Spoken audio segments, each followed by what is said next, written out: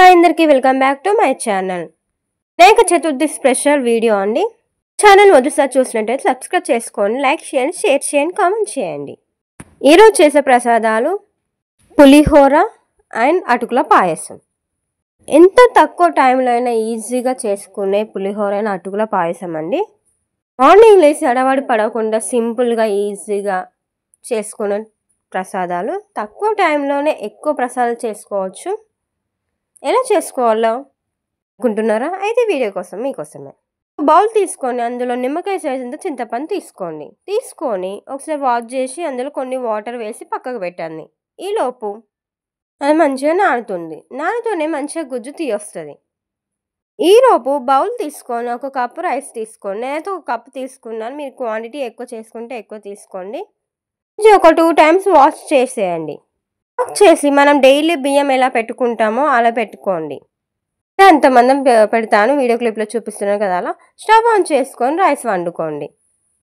Rice అనేది పొడిగా రావాలి.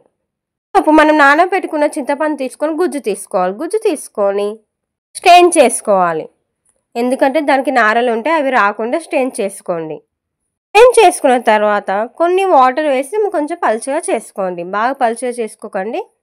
ఇంట్లో 1/2 స్పూన్ మిరియాలు, 1 స్పూన్ పసుపు, కరివేపాకు, 1/2 స్పూన్ సాల్ట్ ఇవన్నీ వేసుకొని మిక్స్ చేసుకోండి. స్టవ్ ఆన్ చేసుకొని అది ఉడికించుకోండి. 3 to 4 minutes ఉడికించుకోవాలి. ఈలోపు రైస్ రెడీ అవుతుంది కాబట్టి దాన్ని ఒక ప్యాన్లో పెట్టుకొని చల్లారనివ్వాలి. చల్లారంతసేపు మనకి పులిహోర గుజ్జు ఉడుకుతుంది. మరో ప్యాన్ పెట్టుకొని అందులో 3 to 4 spoons ఆఫ్ ఆయిల్ వేసుకొని ఆవాలు, పల్లీలు, పచ్చిమిరపకాయలు, ఎండుమిరపకాయలు, శనగపప్పు వేసుకొని ఫ్రై అవ్వనివ్వాలి.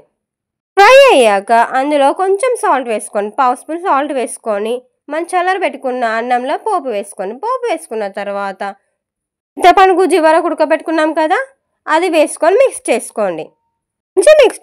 సర్వింగ్ ప్లేట్లోకి తీసుకుంటే ఎమ్మి పులిహోర రెడీ. చింతపండు పులిహోర రెడీ. ఇలా తక్కువ టైంలోనే రుచికరమైన పులిహోర చేసుకుంటే చాలా బాగుంటుంది. ఈ ప్రసాదం వచ్చేసి అటుకుల పాయసం. ఇలా చేసుకోవాలంటే ఒక కప్పు అటుకులు తీసుకున్నాను. నేను పేపర్ అటుకులు తీసుకున్నాను. మీ దగ్గర లావు ఉన్న అటుకులు ఉంటే అవే తీసుకోండి. లావు ఉన్న అటుకులు తీసుకుంటే కొన్ని వాటర్ వేసుకొని ఒకసారి కడిగి తీసేయండి. ఎందుకంటే మనము చేసే వరకు నానుతాయి. పేపర్ అటుకులు తీసుకుంటే నానబెట్టాల్సిన అవసరం లేదండి. ఒక ప్యాన్ తీసుకొని స్టవ్ ఆన్ చేసుకొని అందులో అటుకులు వేసుకొని వేయించుకోవాలి. తడిపిన అటుకులు అయితే వేయించుకోవాల్సిన అవసరం లేదండి. లావుది తీసుకుంటే పేపర్ అటుకులు అయితే వేయించుకోండి.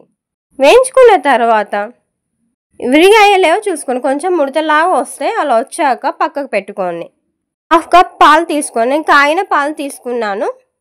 పేపర్ అటుకులు అయితే 1/2 కప్ తీసుకోండి. లావున్న అటుకులు అయితే 1 కప్ తీసుకోండి. 2 to 3 spoons షుగర్ వేసుకోండి. షుగర్ ప్లేస్లో బెల్లం కూడా వేసుకోవచ్చండి, మీకు ఆప్షనల్.